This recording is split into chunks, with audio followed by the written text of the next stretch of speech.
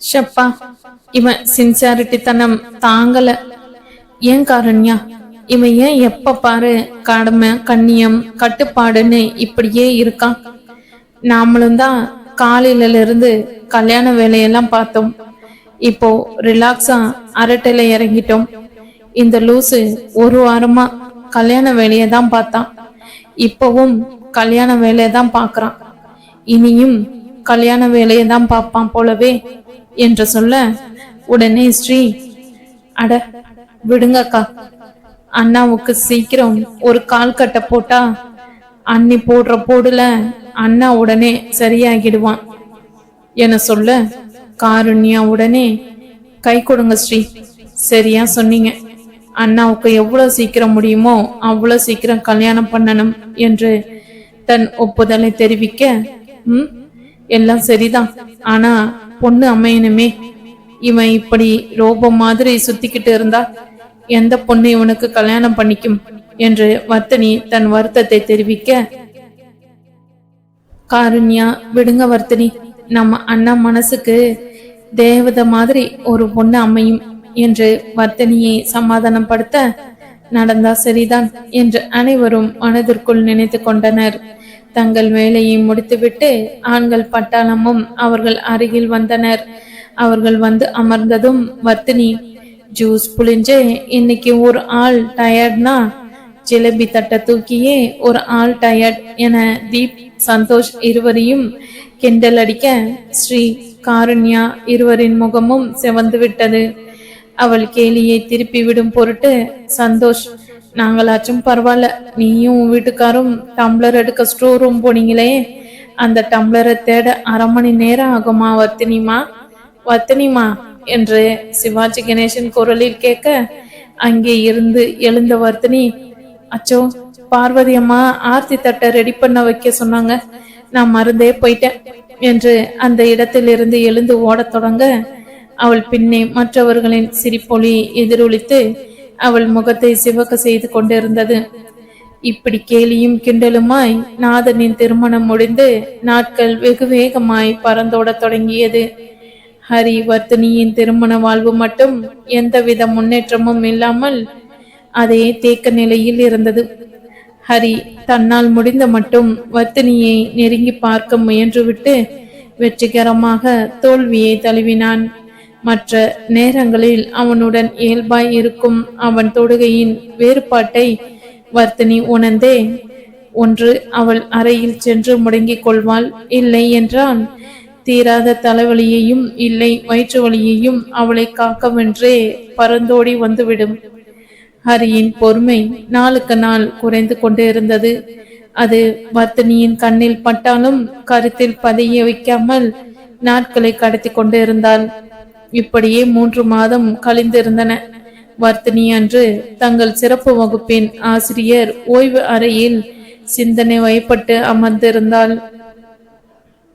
அவளை நெருங்கிய கார்த்திக், ஏய் என்னாச்சு, ரொம்ப யோசனையோடு உட்கார்ந்துகிட்டு இருக்க என கேட்க, வர்த்தினி வெறுமன உச்சி கொட்டினாள். வர்த்தினி, நீ ஏன் உன் மனசுல போட்டு புலங்குனா உன் மனசோட அழுத்தம் தான் அதிகரிக்கும். என்கிட்ட முடியாட்டா உன்னால வேற யார்கிட்ட ஷேர் பண்ணிக்க முடியுமோ அவங்க கிட்ட ஷேர் பண்ணிக்கோ என அக்கறையுடன் சொல்ல, அவனை பார்த்து புன்னகைத்தவள், உன்கிட்ட ஷேர் பண்ணிக்க முடியாத விஷயம்னு எனக்கு ஒண்ணு இல்லை கார்த்திக். ஏற்கனவே எனக்கு மனசு கஷ்டமா இருக்கு, இதுல உன்னை வேற வருத்தப்படுத்தணுமான்னு தான் என நிறுத்த, ஏன் லூசு பயந்தாங்கொழி, நீயே தாங்கிக்கிட்ட, நான் தாங்க மாட்டேனா சொல்லு என கேட்க, வர்த்தினி 2 நாட்களுக்கு முன் தங்கள் பத்திரிகை செய்தி சேகரிப்பு பிரிவில் தான் கேள்விப்பட்ட விஷயத்தை சொல்ல தொடங்கினாள். பாவம் கார்த்திக், ஒரு இளங்க பொண்ணு, பேர் யாழிசை, வயசு ஒரு 20 இருக்கும்.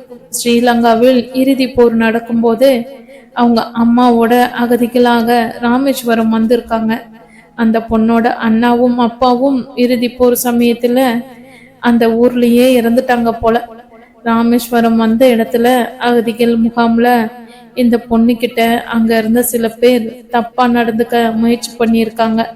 அவங்க அம்மா அவங்க ஊர்ல இருந்தா அவங்க பொண்ணோட பாதுகாப்பு இல்லைன்னு தான் இந்த ஊருக்கு வந்தோம் இங்கேயும் இப்படி அநியாயம் பண்றாங்களேன்னு பத்திரிகையில கதறி இருக்காங்க. அந்த நியூஸை கலெக்ட் பண்ண போன ஹேமா வந்து சொன்னப்போ ரொம்பவே பாவமா இருந்துச்சு கார்த்திக். ஏனோ எனக்கு அந்த பொண்ணை பார்க்கணும் போல இருக்கு. நாம தமிழர்கள்னு சொல்லிக்கவே அசிங்கமா இருக்கு கார்த்திக். இறுதி போர் சமயத்துல நம்ம இனம் கொத்து கொத்தா மடிஞ்சதான் நம்மளால தடுக்க முடியல. அட்லீஸ்ட் நம்ம கிட்ட ஆதரவு கேட்டு வர தமிழர்களையாவது நம்ம உறவா ஏத்துக்கிட்டு அவங்களுக்கு வாழ ஒரு வழி செய்து கொடுக்கலாம்னு இல்ல. ச்சே, என்னதான் மனுஷங்களோ நாம. வர்த்தினி அவனிடம் புலம்பி முடித்துவிட்டு தான் வகுப்பு எடுக்கும் நேரம் நெருங்கியதால் மாணவர்களை நாடி சென்று விட்டாள். கார்த்திக் சிந்தனை படிந்த முகத்துடன் அங்கேயே அமர்ந்து விட்டான். அடுத்த வாரம் ஞாயிற்றுக்கிழமை உங்க பத்திரிகை சார்பாக அந்த பொண்ணை போய் பார்த்துட்டு வரலாமா வர்த்தினி என கார்த்திக் கேட்டபோது கூட வர்த்தினி அதை சாதாரண சந்திப்பு என எண்ணிக்கொண்டுதான் தங்கள் அலுவலகத்தில் அனுமதி பெற்றுக்கொண்டு அவனை அழைத்து சென்றான். ஆனால் அங்கே வந்த கார்த்திக் அந்த பொண்ணை சந்திக்காமல் அந்த பெண்ணின் தாயாரை சந்தித்து தன் பணி விவரம், குடும்ப விவரம் என அனைத்தையும் தெரிவித்துவிட்டு, உங்க பொண்ணை எனக்கு கல்யாணம் பண்ணி கொடுப்பீங்களா, நான் நல்லா பாத்துக்கிறேன் என்று கேட்க வர்த்தினி ஒரு நொடி அதிர்ச்சியில் உறைந்து நின்று விட்டாள். ஆனால் அடுத்த நொடி அவள் நண்பனை எண்ணி அவள் நெஞ்சம் பெருமையில் பூரித்தது. ஒரு பெண்ணின் முகத்தை கூட பார்க்காமல் அவனால் எப்படி திருமணத்துக்கு சம்மதம் சொல்ல முடிந்தது என அவள் எண்ணினாலும் அவள் தாயாரின் பதிலுக்காய் வர்த்தினி மூச்சை பிடித்து கொண்டு காத்து கொண்டு இருந்தாள். அந்த பெண்மணி நடுங்கும் கரங்களால் அவன் கைகளை பிடித்து கொண்டு, எங்க வேர் இங்கென உண்டு என்ற தெம்பில் இங்க ஜீவிக்க வந்தோம் தம்பி. ஆனா இங்க நடந்த சம்பவங்கள் எங்கள் நம்பிக்கைய உடைச்சு எரிஞ்சிடணும். ஆனால் நீங்க சொன்ன விஷயத்த கேட்டதும் இன்னும் நல்ல ஆத்மாக்கள் இங்கன இருக்கணும் என்ற நம்பிக்கை வருது தம்பி. என் பொண்ணு முகத்தை பார்த்தா பிறகு நீங்க இதை கேட்டு இருந்தா கூட நான் சம்மதிச்சு இருப்பேனான்னு தெரியாது. ஆதரவு இல்லாத பொண்ணுக்கு ஆதரவு கொடுக்க மட்டும் நினைச்சி என்கிட்ட பேசினியாலே உங்க நேர்மை எனக்கு பிடிச்சு போயிட்டு தம்பி. அம்மா அப்பாவோட வாரும் என்ன பெருசா என் மகளுக்கு சீர் செஞ்சு வழி அனுப்ப இந்த வக்கத்தவளுக்கு வழி இல்லை. அவர் சொல்லி விட்டு குலுங்கியால அவர் தோளில் தன் கையை வைத்த வர்த்தினி, யாரம்மா சொன்னது? பொண்ணு வீட்டுக்காரங்க நாங்க 5 பேர் இருக்கோம். இத்தனை நாள் எங்கே கல்யாணமே பண்ணிக்காம சாமியாரா போயிடுவானோன்னு நாங்க பயந்த எங்க கார்த்திக் கல்யாணமா இது?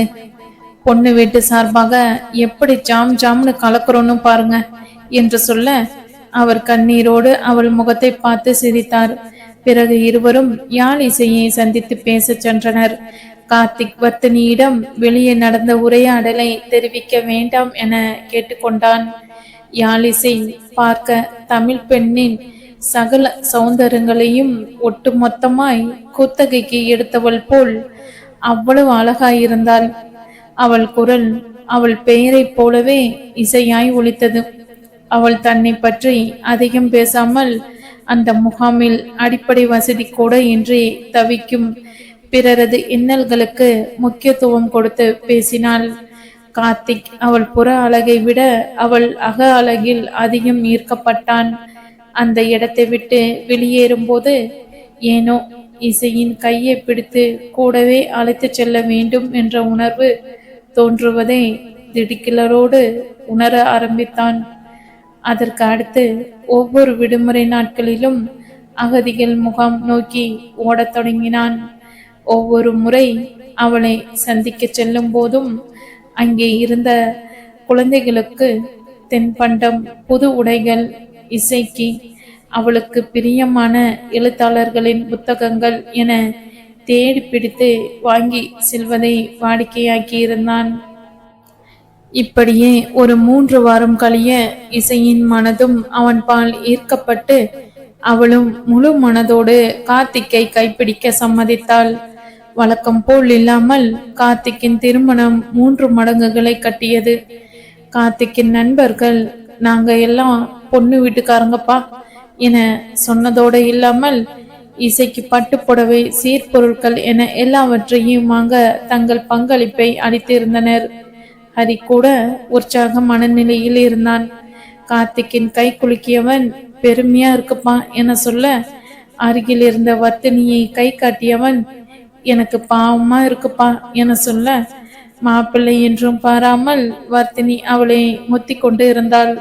பெரிதாகிவிட்ட வயிறுடனே ஸ்ரீயும் காருண்யாவும் ஓடி ஓடி வேலை செய்ய, வழக்கம் போல் அவர்கள் பின்னால் அவர்கள் கணவன்மார்கள் ஓடிக்கொண்டு இருந்தனர்.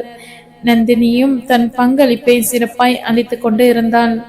திருமணம் முடிந்து அவர்கள் வழக்கம் போல் அரட்டை கச்சேரியில் மூழ்க, வர்த்தினியின் கரத்தை தன் கரங்களில் எடுத்துக்கொண்ட காருண்யா, அன்னைக்கே சொன்னல வர்த்தினி, அண்ணன் மனசுக்கு தேவதை மாதிரி பொண்ணு அமைவான்னு, இப்ப பாருங்க நிஜமா ஒரு தேவதையே எங்களுக்கு எல்லாம் அண்ணியா வந்திருக்கா என்று பெருமை குரலில் ஸ்லாக்கிக்க ஸ்ரீ அதை ஆமோதித்தாள்.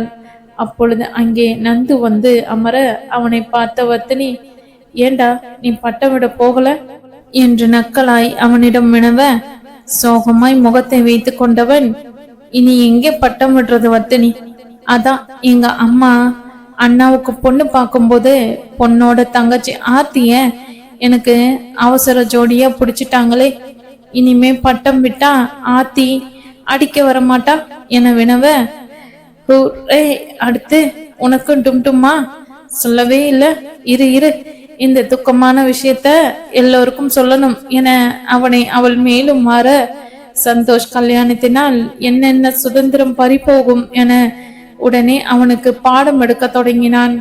சற்று நேரத்தில் ஸ்ரீயின் அக்னி பார்வையில், போச்சுடா இவ இங்க இருக்கிறத பார்க்காமலே வாயை விட்டுட்டனே, இனி எத்தனை நாள் கேட்டுக்கு வெளியே வாட்ச்மேன் வேலை பார்க்கணுமோ என்று மனதிற்குள் புலம்ப, அவன் திண்டாட்டம் புரியாத நந்து எரிகிற தீயில் எண்ணெய் ஊற்றுவதைப் போல, டே அப்போ ஸ்ரீ சிஸ்டர் உன்னை அந்த பாடா படுத்துறாங்க என்று அப்பாவி போல் முகத்தை வைத்து கொண்டு கேட்க, நீ எல்லாம் நல்லா வருவடா என்று மனதிற்குள் அர்ச்சித்தவன் நாதன் பந்தி பருமாற, என்ன அப்பவே கூப்பிட்டான் நான் வரேன்டா என்று அவசரமாய் அந்த இடத்திலிருந்து எஸ் ஆகினான்.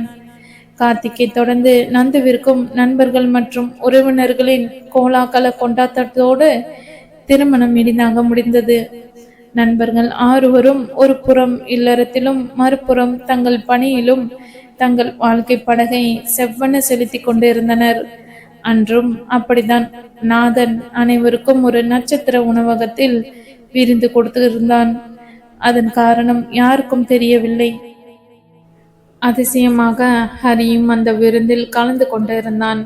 விருந்தின் முடிவில் நாதன் நந்தினி கருவுற்று இருப்பதாய் அறிவிக்க, நந்தினியின் முகம் வெக்கத்தில் சிவக்க, நாதனின் முகம் பெருமிதத்தில் இருக்க, சுற்றி இருந்தவர்கள் ஹே என்ற உற்சாக குரல் எழுப்ப, அது அத்தனையும் தாண்டி ஹரியின் முகத்தில் ஒரு நொடி வந்து போன ஏக்கத்தின் சாயலை கார்த்திக் கவனித்து விட்டான். உடனே அவன் வர்த்தினியை கவனிக்க, அவள் முகத்தில் குற்ற உணர்ச்சி வியாபித்து இருந்தது. கார்த்திக்கின் மூளை இதில் ஏதோ விஷயம் இருக்கிறது என அறிவுறுத்த, இதை குறித்து நண்பர்களிடம் பேச வேண்டும் என மனதில் குறித்து கொண்டான். அதுக்கு அடுத்த நாளே வர்த்தினி இல்லாத சமயம் தன் நண்பர்களை அழைத்தவன், வர்த்தினி லைஃப்ல ஏதோ பிரச்சனை இருக்கும்னு எனக்கு தோணுது, 2 பேர் முகமும் அப்பப்ப டல் அடிக்குது என்று தன் சந்தேகத்தை சொல்ல, சந்தோஷ் உடனே ஆட்சேபித்தான். இல்ல கார்த்திக், அன்னைக்கு நாத மேரேஜ்ல கூட 2 பேரும் ரொம்ப நெருக்கமா பழகிட்டு தான் இருந்தாங்க. எனக்கு என்னமோ தே ஆர் ஓகேன்னு தான் தோணுது என சொல்ல, தீபன் அதை மறுத்தான். நீ சொல்றது சரியில்லை சந்தோஷ், எனக்கு தெரிஞ்சு ஹரி குழந்தை பெத்துக்க மட்டும்தான் இன்னொரு கல்யாணமே பண்ணிக்கிட்டார். நான் ஒத்துக்கிறேன். அவர் வர்த்தினிய ரொம்ப டீப்பா லவ் பண்ணார்.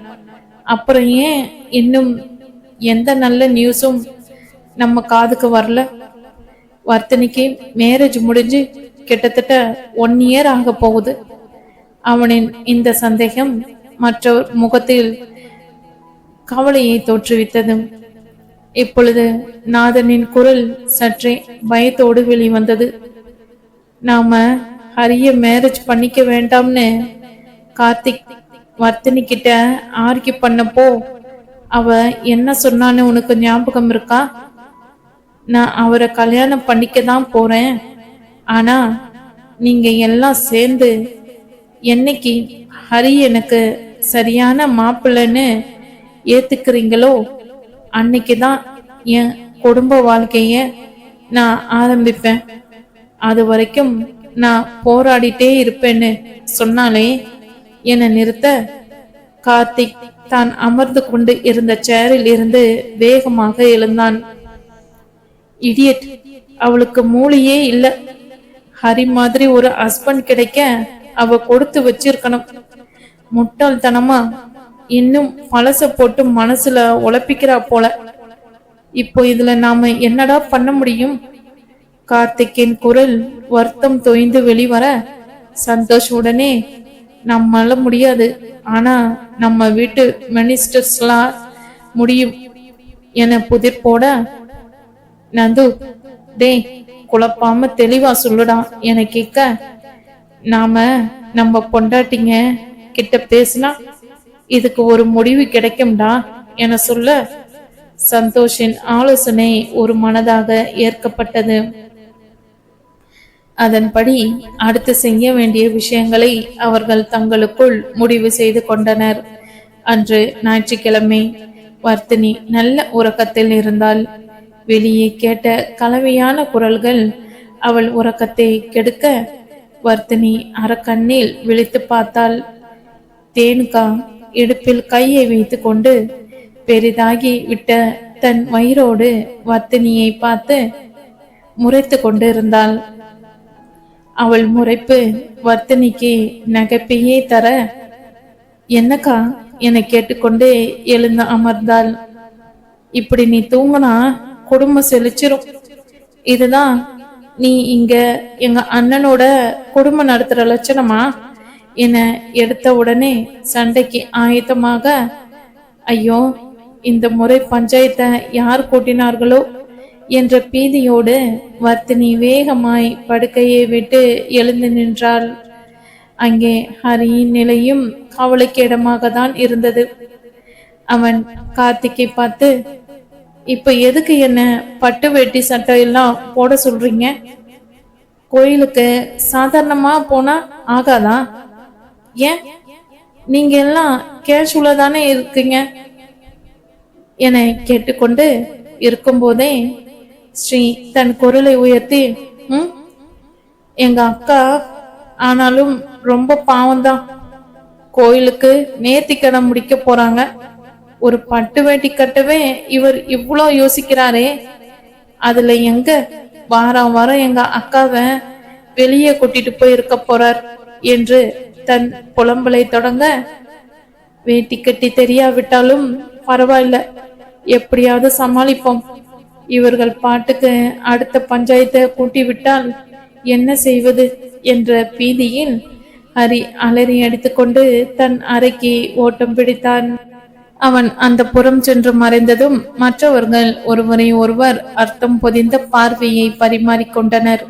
அடுத்த 1 மணி நேரத்தில் அவர்கள் அருகில் இருந்த முருகன் கோயிலுக்கு காரில் பயணித்துக் கொண்டு இருந்தனர்.